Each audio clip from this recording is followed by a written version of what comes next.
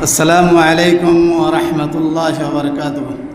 الحمد للہ رب العالمین، والصلاة والسلام علی رسول سید المرسلین وعلی آلہ وصحبہ اجمعین، اما بعد فقد قال اللہ تعالی فی کلامہ المجید وفرقانہ الحمید: اعوذ باللہ السمیع العلیم من الشیطان الرجیم من ہمزہ ونفخہ ونفثہ، بسم اللہ الرحمن الرحیم: انک کادح الی ربک کدحا فملاقیہ۔ نہایت ہی محترم و موقر علماء کرام اور عزیز طلباء کرام،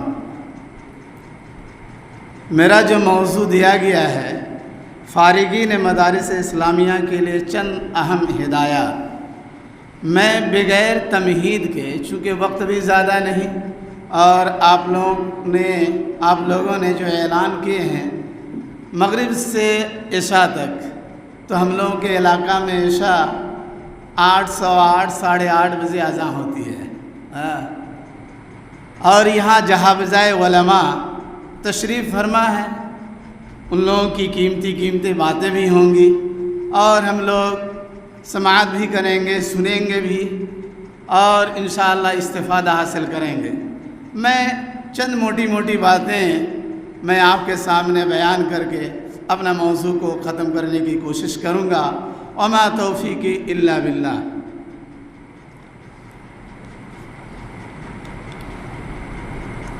الحمدللہ ایک طالب علم جب مدارس اسلامیہ کے طویل مدت و مسافات طے کر کے سند فراغت حاصل کرتا ہے تو در حقیقت وہ زندگی کے ایک نئے مرحلہ میں داخل ہو جاتا ہے۔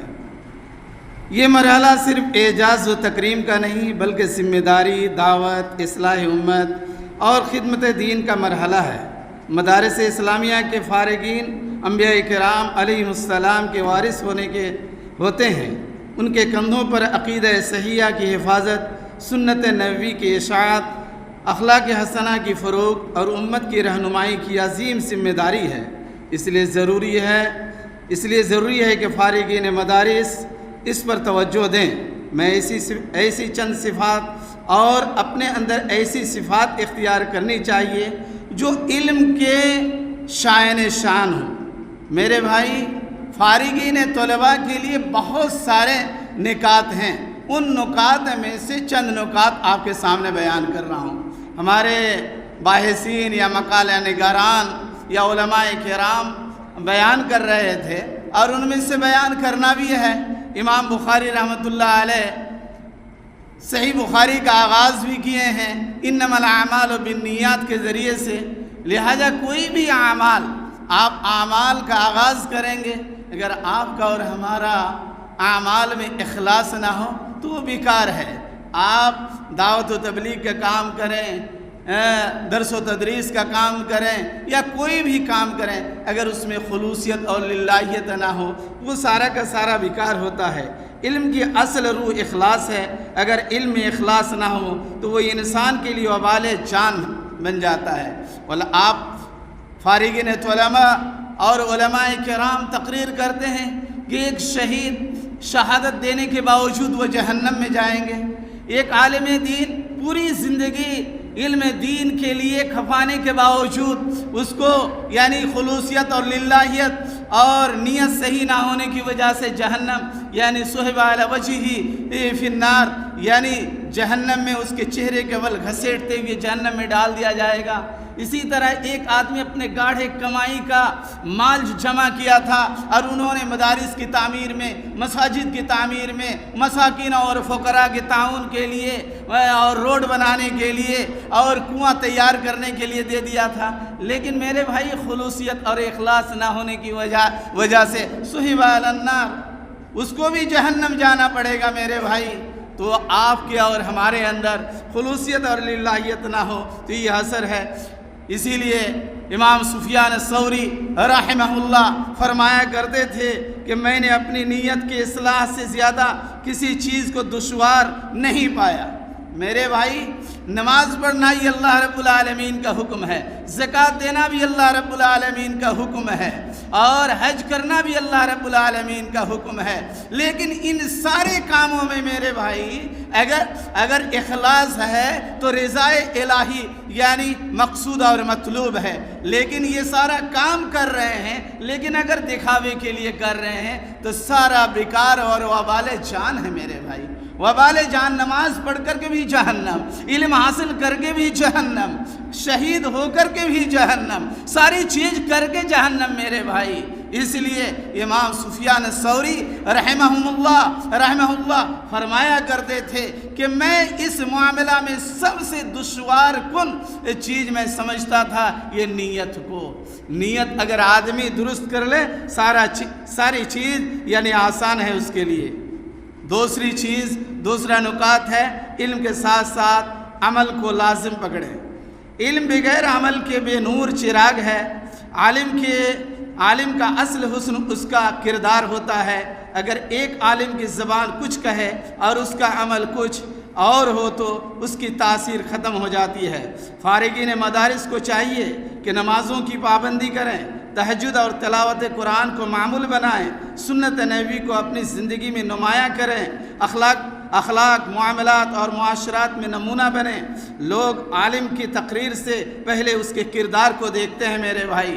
میں جو بات کر رہا ہوں پہلے میرے اخلاق کو، میرے کردار کو دیکھتا ہے کہ یہ مولوی صاحب بول رہا ہے، یہ وائز بول رہے ہیں، یہ نصیحت کرنے والے بول رہے ہیں، لیکن یہ عملی زندگی میں یہ کیسا آدمی ہے، وہ آپ کا معاشرہ یعنی بغیر نظر وہ دیکھتا ہے، مطالعہ کرتا ہے۔ اگر واقعی آپ علم کے مطابق آرستہ پیرستہ ہے تو متاثر ہوں گے اور اس کے مطابق چلیں گے میرے بھائی۔ تیسری چیز میں جلدی بتا رہا ہوں اس لیے کہ 20 منٹ ہی ہے اور وقت بھی زیادہ لینا نہیں چاہتا ہوں۔ مطالعہ اور علمی ترقی کا سلسلہ جاری رکھیں۔ فارغین طلبہ یہ نہ سمجھیں کہ میں فارغ ہو چکا ہوں، 8 سال 10 سال 12 سال 15 سال مدرسہ میں رہا۔ میرے بھائی آپ لوگ پڑھے ہیں سیرت کی کتابوں میں، تاریخ کی کتابوں میں، ہسٹری کی کتابوں میں کہ علم حاصل کرنے کے لیے سلمان فارسی رضی اللہ تعالیٰ عنہ اپنی لمبی زندگی کا نصف کو ختم کر چکے، 60 سالہ زندگی کو ختم کر چکے۔ انک کادح الی ربک کدحا فملاقیہ، یعنی جستا وہ یعنی محنت کرتا جاتا کہ اللہ رب العالمین کو پاؤں، علم حاصل کرتا جاتا اور وہ محنت کرتا جاتا، اللہ رب العالمین اس کے لیے راستہ کھولتا جاتا، اللہ رب العالمین راستہ کھولتا جاتا۔ جاتے جاتے وہ مدینے کے گلی میں آیا اور آ کر کے یعنی اصل علم کو پایا۔ جا کر کے وہ اسی کے بارے میں نبی کریم صلی اللہ علیہ وسلم نے فرمایا تھا کہ لو کان الدین، اگر یہ دین سریا پر ہوتا تو یہ جا کر کے میرے امت میں یہ شخص جا کر کے یا میرے امت میں چند اشخاص جا کر کے وہ علم حاصل کرتا، انہی لوگوں کی طرف اشارہ ہے میرے بھائی۔ اسی لیے نبی کریم صلی اللہ علیہ وسلم نے فرمایا من سلک طریقا یلتمس فیہ علما سہل اللہ طریقا الی الجنہ۔ ایسا نہیں کہ 8 سالہ چٹائی پر بیٹھا علماء کرام کی تقریروں کو سنا، درس کو سنا، حاصل ہو گیا، نہیں میرے بھائی، بڑی ٹیڑھی کھیر ہے، محنت اور لگن چاہیے میرے بھائی۔ چوں سمع علم باید غداخت، یعنی علم کے پیچھے جس طرح موم بتی پگھلتی ہے اس طرح پگھلنا ہے، تب جا کر کے آپ سرخرو ہو سکتے ہیں۔ علمی ترقی کے لیے ساری یعنی نقاط کو حاصل کرنا ضروری ہے میرے بھائی۔ لو کان العلم یدرک بالمنی ما کان فی البریۃ جاہل، اگر علم آرزو اور تمنا سے حاصل ہو جاتا تو دنیا میں کوئی جاہل نہیں رہ جاتا میرے بھائی۔ ہر کوئی ابن تیمیہ اور ابن جوزی وغیرہ بننا چاہتا اور بن جاتا میرے بھائی، لیکن علم بغیر محنت کے حاصل نہیں ہوتا ہے۔ اس لیے سند فراغت علم کا اختتام نہیں بلکہ آغاز ہے۔ جو شخص یہ سمجھ لیں کہ اب وہ مکمل عالم بن گیا ہے اس کی علمی ترقی رک جاتی ہے۔ فارغین کو چاہیے کہ روزانہ مطالعہ کا وقت مقرر کریں، تفسیر، حدیث، فقہ، عقیدہ اور عربی ادب کی کتابوں کا مسلسل مطالعہ کریں۔ معاصر مسائل کو سمجھنے کی کوشش کریں، جدید علوم اور حالت حاضرہ سے واقفیت حاصل کریں۔ آج امت کو ایسے علماء کی ضرورت ہے جو کتاب و سنت کے ساتھ عصر حاضر کے تقاضوں کو بھی سمجھتے ہوں۔ چوتھی چیز یہ ہے کہ دعوت اور اصلاح کو اپنا مشن بنائیں۔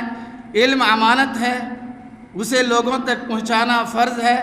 مدارس سے فراغت کے بعد اگر علم صرف کتابوں تک محدود رہ جائے تو اس کا مقصد فوت ہو جاتا ہے۔ فارغین کو چاہیے کہ لوگوں کو توحید اور سنت کی دعوت دیں، شرک، بدعات اور خرافات سے حکمت کے ساتھ روکیں، نوجوان کی دینی و اخلاقی تربیت کریں، مساجد اور مکاتب کو آباد کریں، دعوت میں نرمی، حکمت اور صبر کو اختیار کریں، جیسا کہ نبی کریم صلی اللہ علیہ وسلم فرمایا کرتے تھے کہ یسرا ولا تعسرا، بشرا ولا تنفرا۔ اسی اصول کو اپناتے ہوئے دعوتی منہج کو بھی اپنائیں، وائلنٹ سلفیت کا دعوت نہ دیں، بلکہ جو ہمارے اسلاف جیسا کہ حنیف بھوجیانی رحمہ اللہ یا اسماعیل سلفی رحمہ اللہ، صفی الرحمن مبارک پوری رحمہ اللہ یا صاحب میرات عبید اللہ محدث عبید اللہ رحمہ اللہ یا صاحب تحفۃ الاوزی عبد الرحمن محدث رحمہ اللہ، ان لوگوں کا جیسا کہ یعنی منہج تھا اسی منہج پر چلے، اور ایسا نہیں ہے کہ آپ وائلنٹ سلفیت کا دعوت دیں، بلکہ معتدلانہ انداز میں جو سلف صالحین صحابہ کرام کا در امتیاز تھا اسی منہج کو اپناتے ہوئے اسی راہ پر چلیں، نہ کہ تشدد کو اختیار کریں۔ میرے بھائی، یہ تشدد اسلام میں نہیں ہے اور تشدد کی کوئی گنجائش نہیں ہے، ورنہ ایک آدمی آتا اور وہ کہتا اللہ کے نبی صلی اللہ علیہ وسلم میں ہلاک ہو چکا، لیکن اللہ کے نبی صلی اللہ علیہ وسلم اس کو کہا کہ نہیں ہلاک نہیں ہوئے، بلکہ تم تو جنتی ہو، یعنی بشارت سنایا۔ اللہ کے نبی صلی اللہ علیہ وسلم کے مجلس سے کبھی کوئی آدمی نا امید نہیں ہو کر کے گیا۔ میرے بھائی، بہت ساری چیزیں ہیں۔ اسی طرح اختلاف میں اعتدال پیدا کریں۔ اختلاف میں اعتدال، علماء کے درمیان علمی اختلاف ہمیشہ سے موجود رہا ہے، لیکن افسوس کہ آج معمولی اختلافات بھی نفرت اور دشمنی کا سبب بن جاتے ہیں کہ یہ فلانا مدرسہ کے ہیں، یہ فلانا مقطع فکر کے ہیں۔ نہیں، اس طرح ناپنا نہیں چاہیے، بلکہ صحابہ کرام کا سیدہ عائشہ رضی اللہ تعالیٰ عنہ اور سیدنا عبداللہ بن عباس رضی اللہ تعالیٰ عنہ عقیدے کے معاملہ میں بھی یعنی اختلاف ہوا، لیکن میرے بھائی اپنے دائرہ میں رہ کر کے اختلاف کیا، اس میں نفرت نہیں ہوئی۔ میرے بھائی، وقت نہیں ہے ورنہ میں اس کو مثال دے کر کے آپ کے سامنے بیان کرتا۔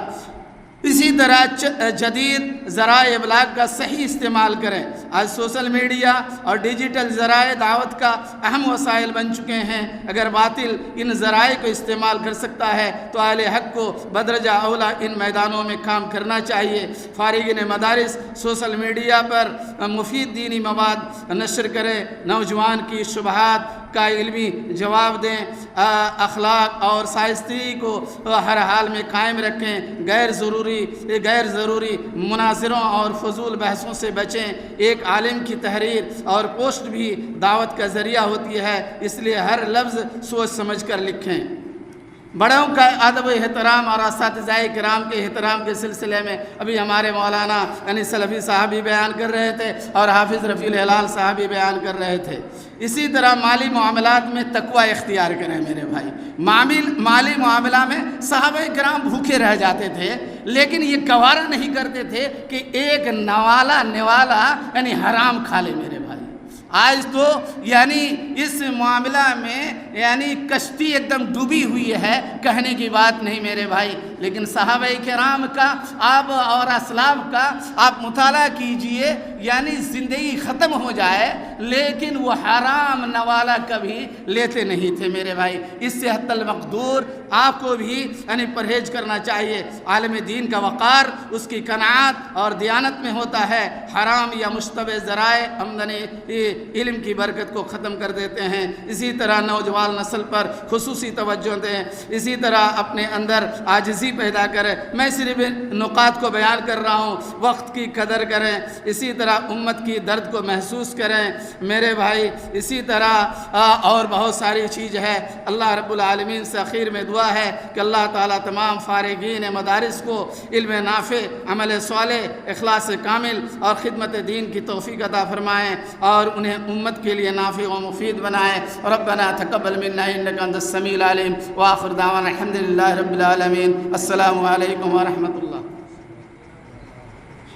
وعلیکم السلام ورحمۃ اللہ۔ جزاک اللہ خیرا جزا و احسن